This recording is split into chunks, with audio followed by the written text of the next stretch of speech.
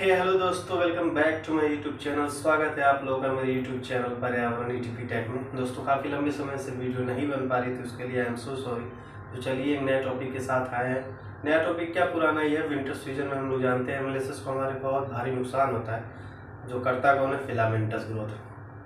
तो आज हम इसी बारे में बात करेंगे। हालांकि मैंने और वीडियो में डिस्कस किया है, लेकिन आज थोड़ा अलग तरीके से बात करेंगे और कुछ ऐसी चीज़ें आपको बताऊंगा रामबाड़ के इलाज में, तो जिससे भी आप आसानी से अपने एयरेशन की देख रेख को आसानी से विंटर में बहुत आसान तरीके से और अच्छी तरीके से आप कर सकते हो। तो बने रहिए मेरे वीडियो के साथ में, स्किप मत करिएगा।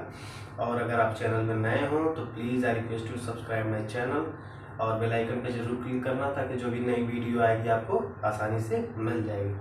तो चलिए शुरू करते हैं फिलामेंटस के बारे में थोड़ी। तो आज का जो टॉपिक है वो ये है कि फिलामेंटस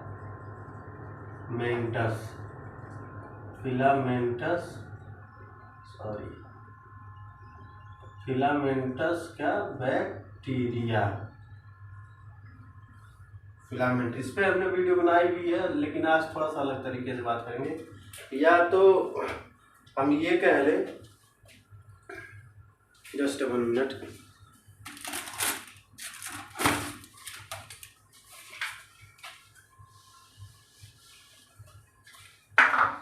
या कह लें इस टॉपिक को प्रोटेक्शन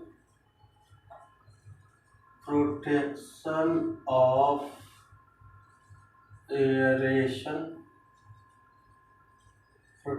एयरेशन फ्रॉम विंटर। और थोड़ा सा और वेरीफाई करें तो एरोबिक एयरेशन फ्रॉम विंटर। ठीक है, तो ये है जिसके बारे में हमें बात करनी है। तो फिलामेंटस करता क्या है। फिलामेंटस हमारे विंटर सीजन में ग्रो होता है, जैसा कि हम लोग जानते हैं। जब टेम्परेचर क्या होता है, लो होता है, हमारे एरेशन का या इन्वायरमेंट का जो टेम्परेचर होता है वो लो होता है। तो ये करता क्या है, मैं ज़्यादा वो उसमें नहीं बताऊंगा कि वर्ड टू वर्ड थ्योरी, लेकिन मुझे जो चीज़ें मैं करता हूँ तो मैं समझ में आती है, और जिसकी वजह से मैं अपने एक्टिविटी प्रोसेस को सही भी कर लेता हूँ। बस वही चीज़ें मैं बताऊँगा और अपने अगले वीडियो में भी यही कोशिश करूँगा। तो फिलामेंटस करता क्या है, जैसा कि आप स्क्रीन पे देख रहे हैं, ये एमएलएसएस है जिसमें फिलामेंटस ग्रो हो चुका है। मतलब कि जैसा आपने इसको रखा है बिल्कुल उसी तरीके ये पड़ा हुआ है उसमें मैजिंग सिलेंडर में, सेटलिंग नहीं हो रही है इसकी। तो इसकी शुरुआत कैसे होती है फिलामेंटस की, जब ये एरेशन में हमारा टेम्परेचर डाउन होने लगता है विंटर में, धीरे धीरे टेम्परेचर जानते ही हैं कि विंटर में डाउन होता है। तो ये ग्रो कैसे होता है, ये क्या करता है, एयरेशन में धीरे धीरे ये ग्रो होता है। और करता क्या है, जो हमारे फ्लॉक्स हैवी हो रखे थे, पहले क्या होता है, जो हमारे फ्लॉक्स हैवी हो रखे थे, इस तरीके से हमारे फ्लॉक्स हो रखे थे हैवी, तो सबसे पहली पहचान यही है एयरेशन की कि फ्लॉक्स हमारे जो होंगे वो धीरे धीरे धीरे धीरे इसका जो हैवीनेस है हमारे फ्लॉक्स का अच्छी तरीके बनने का, वो क्या होगा, धीरे धीरे कम होने लगता है। जैसे इस तरीके से होने लगेगा। ठीक, और फिर होगा क्या इस केस में, आप क्या सोचते हो, जब आप मैजिंग सिलेंडर में सैंपल रखते हो, स्टार्टिंग का जैसे बता रहा हूँ, जब ग्रोथ होती है तो एक ही दिन में ऐसे आ गया, मान लो 200 आ गया, मतलब बढ़ गया। पहले से आपका 200 पे सेटलिंग हो रही थी एमएल में सेटलिंग हो रही थी, मिलीलीटर पर लीटर में, फिर वो अचानक से 400 लीटर में होने लगी या 350 लीटर, इस तरीके से बढ़ने लगता है। आप सोचते हो अरे एमएलएसएस तो बढ़ने लगा, बहुत तेज बढ़ रहा है। तो हम क्या करते हैं, ड्रेन प्रोसेस, हम बगैर जाने समझे उसको ड्रेन करना चालू कर देते हैं, जिससे कि जो हमारे एरोबिक में या एक्टिवेटेड स्लज प्रोसेस में हमारा जो बेनिफिशियल बैक्टीरिया होता है, हम उसको डिस्ट्रॉय करने लगते हैं, डिस्ट्रॉय करते हैं बाहर को ड्रेन कर करके। लेकिन वो क्या होता है, वो सही नहीं होता है। हम ड्रेन करने के 1 घंटे हमने ड्रेन कर दिया, ड्रेन करने के बाद जैसे ही फिर हम रखते हैं, फिर हमारा सैंपल 300 आ गया, फिर हमको लगता है कि अरे अब तो ड्रेन नहीं हो पाया है, अभी तो बहुत बचा हुआ है। तो बस यहीं से आपका मामला चालू है विंटर में। आपको यहीं से अंदाजा लग जाएगा। या तो आप लैब टेस्टिंग करो, लैब में पता लगाओ माइक्रोस्कोप से कि किस तरीके के बैक्टीरिया आपके पास हैं, आपके एरेशन में है। माइक्रोस्कोप से आपको पता लग जाएगा। हमको सिर्फ पता होता है कि कौन सा बैक्टीरिया बेनिफिशियल वाला है, कौन सा हमारा फिलामेंटस ग्रोथ है। तो आप माइक्रोस्कोप से पता लगा। नहीं तो जब आपकी सेटलिंग इस तरीके से होने लगे, टाइम कंज्यूमिंग हो जाए सेटलिंग आपकी, जब टाइम बढ़ने लगे सेटलिंग में, तो समझने लगो कि फिलामेंटस ग्रोथ हो रहा है। तो ये फिलामेंटस ग्रोथ करता क्या है? अब फिलामेंटस ग्रोथ करता ये है कि जैसे कि मान लो आप, ये आपका बैक्टीरिया है पहले से जो सेटल हो रहा है इस तरीके से, ठीक है, जो मेजरिंग सिलेंडर में सेटल इस तरीके से हो रहा है। ये है आपका बेनिफिशियल बैक्टीरिया। इसका मतलब ये बेनिफिशियल, मैंने इसका मतलब ये लिखा है कि जो हमारे एरेशन के ही काम के लिए होते हैं, ठीक है, डिकम्पोजिशन के लिए हम इनका यूज करते हैं, वो हमारे बेनिफिशियल बैक्टीरिया है। इसलिए बेनिफिशियल मैंने वर्ड से इसको दर्शा दिया, ठीक है। अब क्या है कि फिलामेंटस करेगा क्या, इस बैक्टीरिया का करेगा क्या? आपने मेजरिंग सिलेंडर में सैंपल रखा, जैसा कि ये सैंपल आप देखो, ये फिलहाल ठीक है। इस तरीके से आप मेजरिंग सिलेंडर में आपका सेटल्ड होगा। जो ट्रांसपेरेंसी होगी मेजरिंग सिलेंडर की, वो बिल्कुल क्लीन होगी। मतलब आपने सैंपल रखा ये पूरा भर के 1000 पे, तो जो ट्रांसपेरेंसी होगी पानी की भी, वो भी क्लियर होगी। अब बिल्कुल अच्छे से आपका मेजरिंग सिलेंडर में सैंपल सेटल्ड होगा, ठीक है। तो फिलामेंटस करेगा क्या?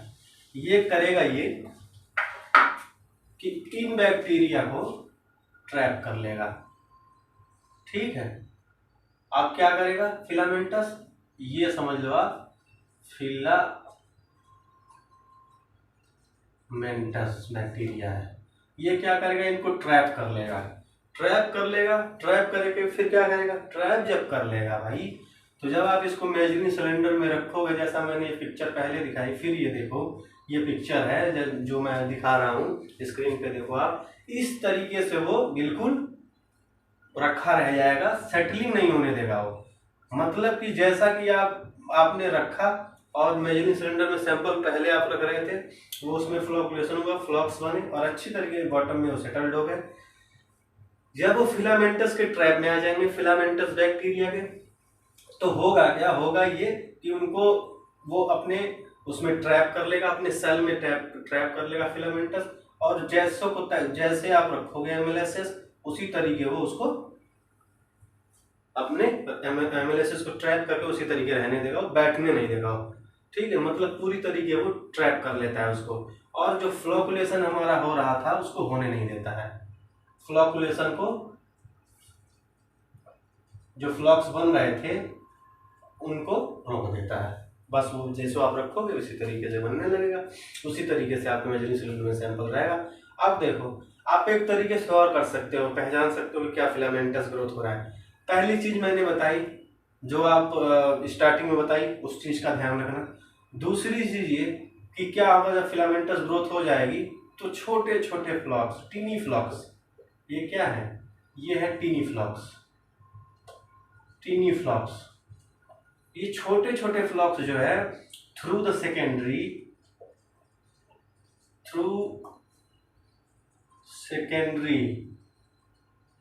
सेकेंडरी क्लैरिफायर से ये टर्सरी क्लैरिफायर को जाने लगेगा,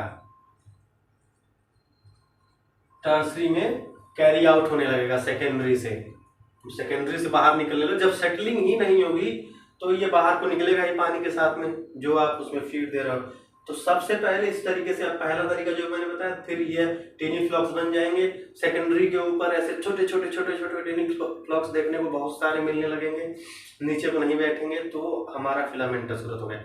जब स्टार्टिंग में ही आपको ये चीज देखने को मिलेगी, सेकेंडरी पे दिख रहा है छोटा छोटा टीनी फ्लॉक्स बन रहे हैं, तो अब बस आप समझ जाओ कि ग्रोथ चालू हो गई है। एक दिन में ग्रोथ नहीं होती है फिलामेंटस की, बता दें, एक दिन में ग्रोथ हो जाएगी और एक दिन में आपको पता लग जाएगा। ग्रोथ धीरे धीरे होती है, धीरे धीरे वो ट्रैप करता है। तो ये चीज हुई। फिर तीसरा आप कर सकते हो ये कि पानी में आप देखोगे, जब सैंपल रखोगे तो चिपचिपापन होगा, चिपचिपापन से भी आप पता लगा सकते हो फिलामेंटस ग्रोथ हो रही है।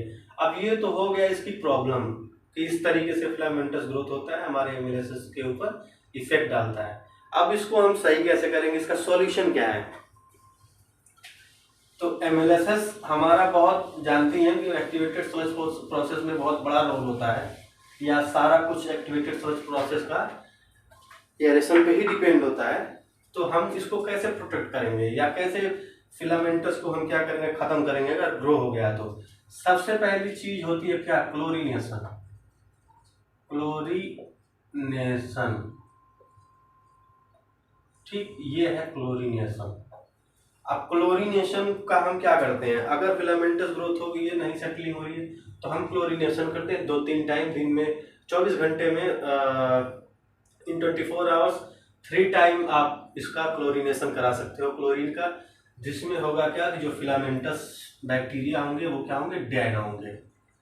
लेकिन लेकिन लेकिन फिलामेंटस तो डेड होंगे होंगे, उसके साथ साथ में जो आपके बेनिफिशियल बैक्टीरिया हैं वो भी डेड होंगे, उनको भी आप मार रहे हैं, दोनों डेड होंगे।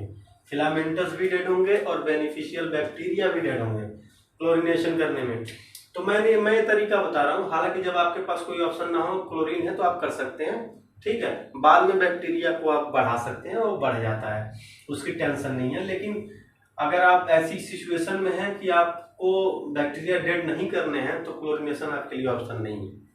तो इसका आपको करना क्या है, क्लोरीन का आपको वो करना है, एयरेशन में छिड़काव करने हैं 2-3 टाइम दिन, जो 24 आवर्स में 2-3 टाइम आपको क्लोरीनेशन करने हैं एयरेशन में। कितना करोगे, तो मैं ऐसे ही मोटी मोटा बता देता हूँ। अगर आपका एयरेशन 500 मीटर क्यूब से 700 मीटर क्यूब है, इस तरीके का एयरेशन है, तो आप क्या कर सकते हो, 5-5 litre chlorine, 5 litre of chlorine 5-5 litre chlorine आप 3 शिफ्टों में छिड़काव करा सकते हो। अगर इससे फायदा होने वाला होगा तो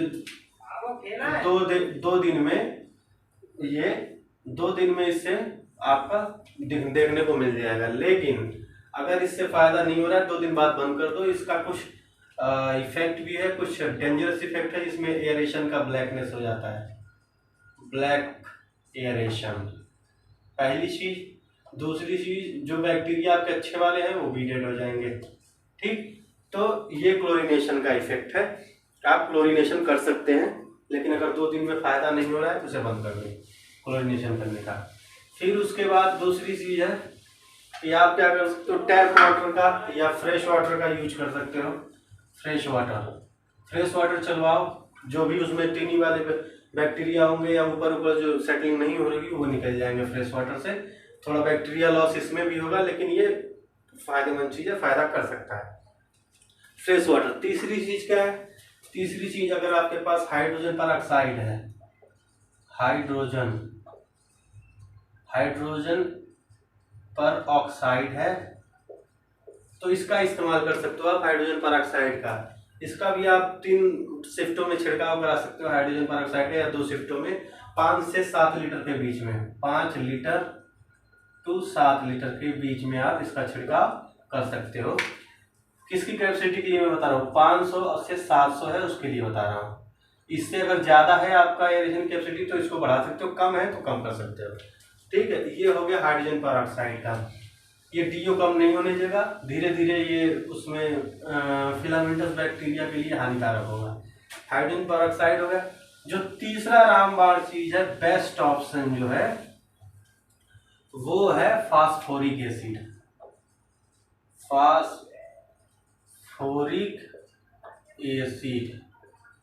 फास्फोरिक एसिड अगर आपके पास है या नहीं है तो इसे मंगा के रख लो, सबसे अच्छी चीज है ये।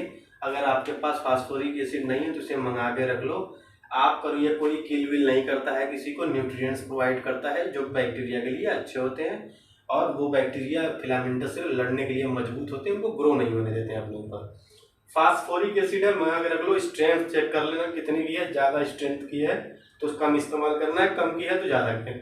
अब मान लो जैसे कि स्ट्रेंथ, हाई स्ट्रेंथ की है फास्फोरिक एसिड, हाई स्ट्रेंथ, तो हम क्या करेंगे, हाई स्ट्रेंथ की है तो उसी तरीके से हम उसका घोल तैयार करेंगे।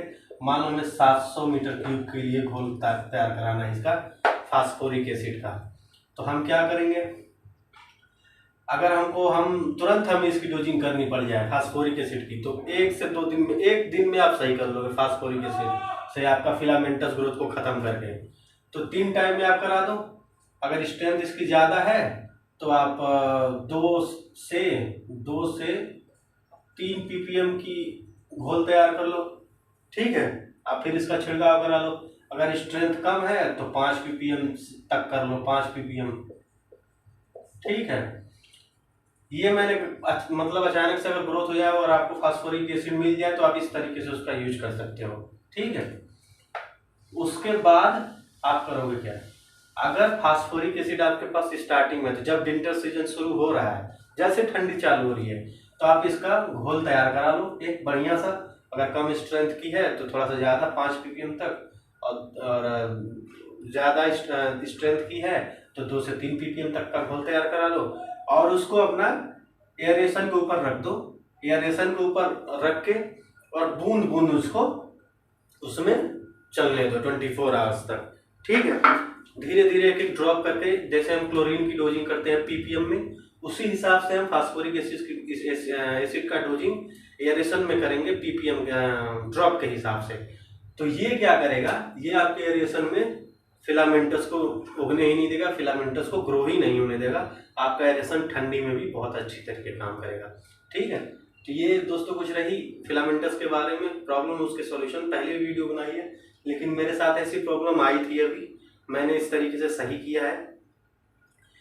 तो आप ऐसा कर सकते हैं, मैं अपने एक्सपीरियंस को बताया हूँ उसमें, तो आप ऐसा कर सकते हैं, बिल्कुल काम करेगा। तो मिलते हैं नेक्स्ट वीडियो में, तब तक आप अपना ख्याल रखें, चैनल को सब्सक्राइब जरूर कर लें।